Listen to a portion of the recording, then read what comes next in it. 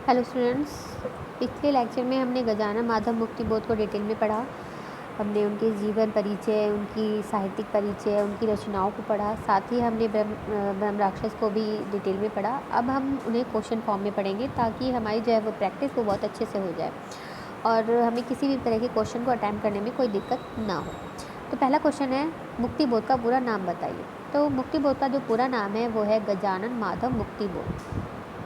मुक्तिबोध काव्य जगत में किस रूप में प्रकट हुए? तो मुक्तिबोध जो है वो एक विद्रोही कवि के रूप में जगत में प्रस्तुत हुए।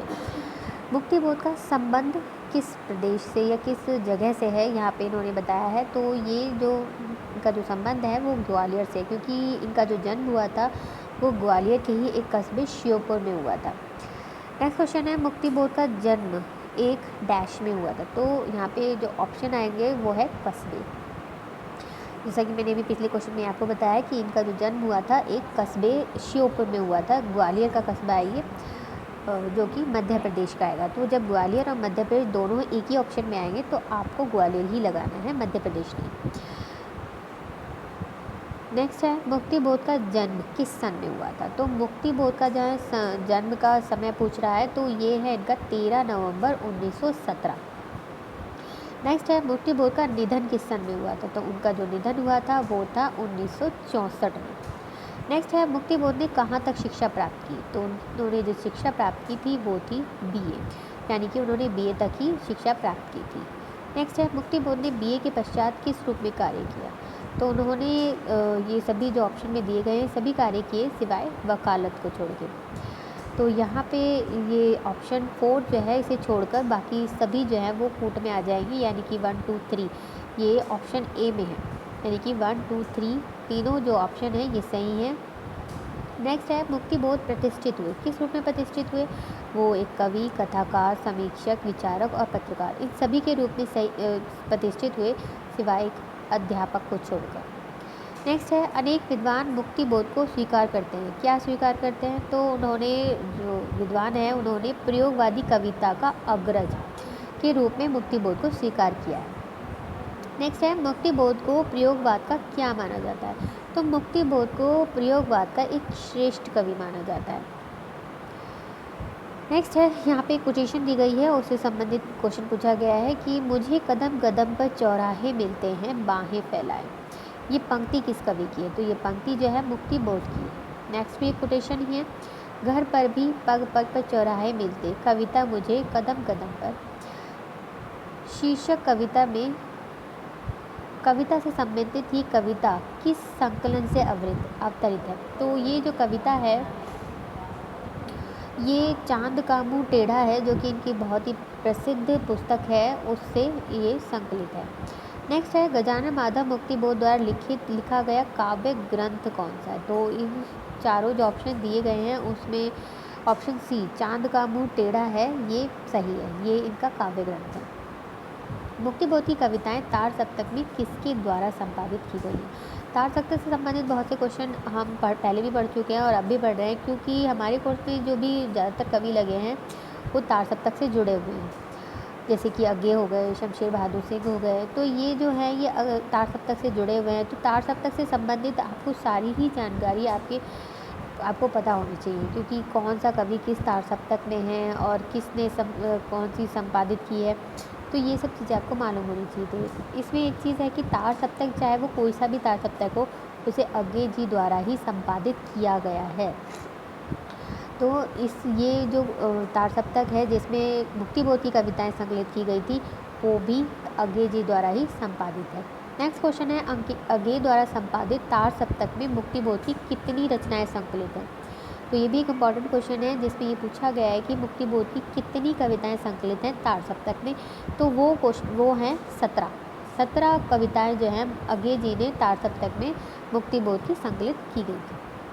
नेक्स्ट है, चांद का मुंह टेढ़ा है क्या है? तो ये जो रचना है ये एक काव्य संग्रह है। नेक्स्ट है, चांद का मुंह टेढ़ा है काव्य संग्रह में कितनी कविताएं संकलित हैं? तो इसमें जो मुक्तिबोध की कविताएं संकलित हैं वो हैं 28। तो आपके लिए याद करने की बात है कि तार सप्तक में मुक्तिबोध की 17 कविताएं हैं, जबकि चांद का मुंह टेढ़ा नामक जो उनकी काव्य संग्रह है उसमें 28 कविताएं इनकी संकलित हैं। नेक्स्ट है मुक्ति बोध जो है वो तार सप्तक में संकलित अधिकांश जो उनकी कविताएं हैं वो विषय की दृष्टि से किस काल से संबंधित हैं। तो तार सप्तक में जो मुक्ति बोध की रचनाएं संकलित हैं वो मुख्यतः विषय की दृष्टि से वो प्रगतिवादी जो विचारधारा है उससे संबंधित रखती है, उससे प्रभावित हो दिखाई देती है। नेक्स्ट है तार सप्तक में संकलित मुक्ति बोध की कविताओं में शिल्प के आधार पर किसका प्रभाव है। तो शिल्प के आधार पर वो छायावाद की है। तो यहाँ पे दोनों क्वेश्चन में थोड़ा सा फ़र्क है कि जो रचनाएं मुक्ति बोध की जो 17 कविताएं तार सप्तक में संकलित हैं, जो उनका विषय है विषय की दृष्टि से वो प्रगतिवाद के अंतर्गत आती हैं, लेकिन उन कविताओं में शिल्प का जो प्रभाव है वो छायावाद का है। तो यानी कि तार सप्तक की जो कविताएं मुक्ति बोध की हैं वो शिल्प की दृष्टि से छायावाद की, या यूँ कहें कि छायावाद का प्रभाव उनके शिल्प पर पड़ा है।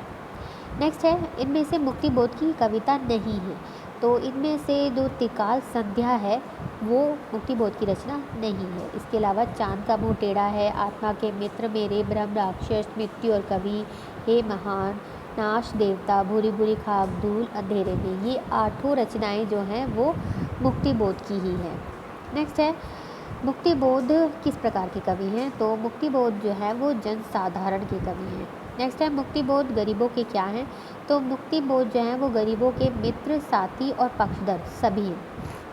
नेक्स्ट है लोक जीवन का जासूस किसे कहा गया। ये बहुत ही अच्छा क्वेश्चन है और इससे संबंधित क्वेश्चन आ जाते हैं कि किसको कहा गया है, क्यों कहा गया है और किसने कहा है।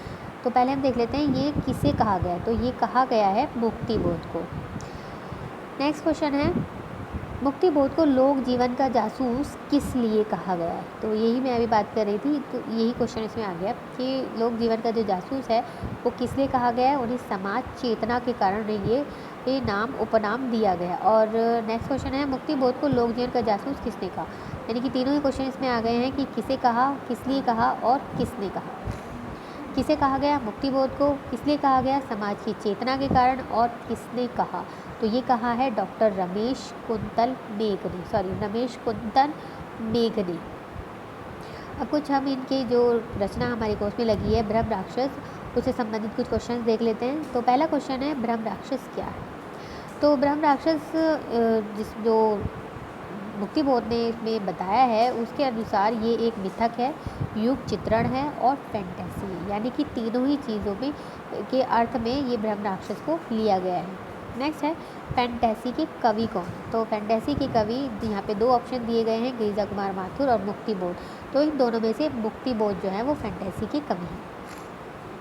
मुक्ति बोध की कविताएं किस सप्तक में संकलित है। तो मुक्ति बोध की जो कविताएं हैं वो तार सप्तक में संकलित हैं। तार सप्तक का मतलब है जब सिर्फ तार सप्तक लिखा जाए तो उसका मतलब है कि वो पहले तार सप्तक की बात हो रही है।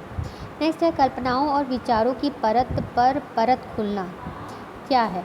तो ये है फैंटेसी। नेक्स्ट है फैंटेसी शब्द का निर्माण कहाँ से हुआ। तो फैंटेसी शब्द का जो निर्माण हुआ वो यूनानी शब्द से हुआ है।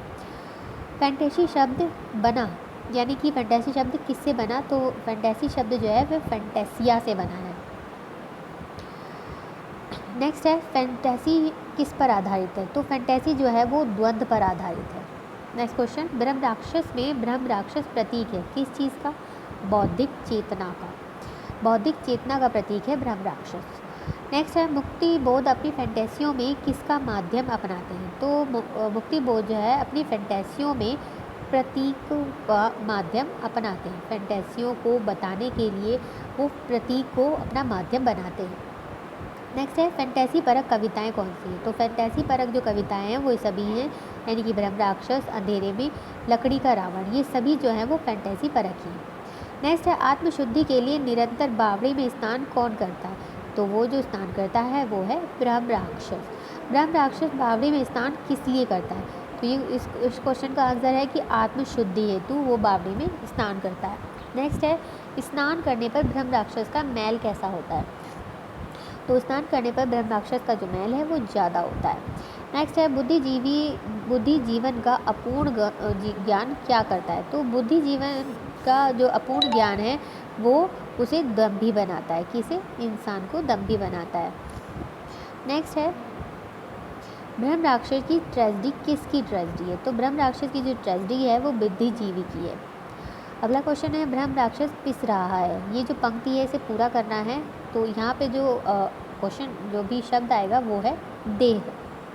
नेक्स्ट क्वेश्चन, मुक्तिबोध द्वारा कृत दिमागी गुणाधिकार का ओ राग उटांग शीर्षक कविता किससे संबंधित है? तो ये फैंटेसी परक कविता है। नेक्स्ट है, लकड़ी का बना रावण शीर्षक कविता किसकी है? तो ये जो कविता है ये मुक्तिबोध की है। नेक्स्ट क्वेश्चन, बुद्धि जीवन के लिए अधूरा ज्ञान क्या होता है? किस प्रकार का होता है? मतलब ये अधूरा ज्ञान जो है वो कष्टदायक ही होता है, चाहे किसी के लिए भी हो। खैर यहाँ पे तो बुद्धि जीवन की बात कर रहे हैं, तो बुद्धि जीवन के लिए अधूरा ज्ञान जो है वो कष्टदायक होता है। नेक्स्ट है, अधूरा ज्ञान क्या करता है? तो अधूरा ज्ञान जो है वो पथ भ्रष्ट करता है। नेक्स्ट क्वेश्चन है, अंधेरे में। ये अंधेरे में इनकी एक रचना है, उसके बारे में पूछा है कि ये किस प्रकार की विधा है, किस प्रकार की कविता है? तो ये एक लंबी कविता है। मुक्तिबोध अपनी डैश में प्रतीकों का माध्यम ग्रहण करते हैं। तो यहाँ पे इन्होंने पूछा है कि प्रतीक का जो माध्यम है वो अपनी किस विधा के लिए प्रयोग करते हैं? तो वो प्रयोग करते हैं फैंटेसियों के लिए। नेक्स्ट है, ब्रह्म राक्षस ज्ञान प्राप्त कर क्या करता है? तो ब्रह्म राक्षस जो है वो ज्ञान प्राप्त करके मुक्ति का पथ खोजता है। नेक्स्ट क्वेश्चन, ब्रह्म राक्षस मुक्ति पथ पाने का प्रयास करता है, क्या वह सफल होता है? तो यहाँ पर जो आंसर है वो है उलझता है, यानी कि वो जो मुक्ति पथ पाने का जो प्रयास कर रहा है उसमें उलझता ही जाता है। नेक्स्ट क्वेश्चन है, व्यक्ति प्राप्त ज्ञान को डैश नहीं बना पाता। तो यहाँ पे सही आंसर जो आएगा वो है व्यवहारिक नहीं बना पाता। नेक्स्ट क्वेश्चन, आत्मशुद्धि क्यों की जाती है? तो आत्मशुद्धि जो है जिसमें जितने भी ऑप्शन दिए गए हैं वो सभी सही हैं, जैसे कि पाप छाया को दूर करने के लिए, आत्मा को शुद्ध करने के लिए, पापों को धोने के लिए। ये तीनों ऑप्शन हैं, ये तीनों ही सही हैं। नेक्स्ट है, असफल होने पर बुद्धिजीवी क्या हो जाता है? तो यहाँ पे दोनों ही ऑप्शन जो हैं वो सही हैं, निराशायुक्त और कुंठाग्रस्त, यानी कि असफल होने पर बुद्धिजीवी निराशायुक्त और कुंठाग्रस्त हो जाते हैं। तो आज के लिए इतना ही। आगे की जो क्वेश्चन है वो हम अगले लेक्चर में करेंगे। Thank you.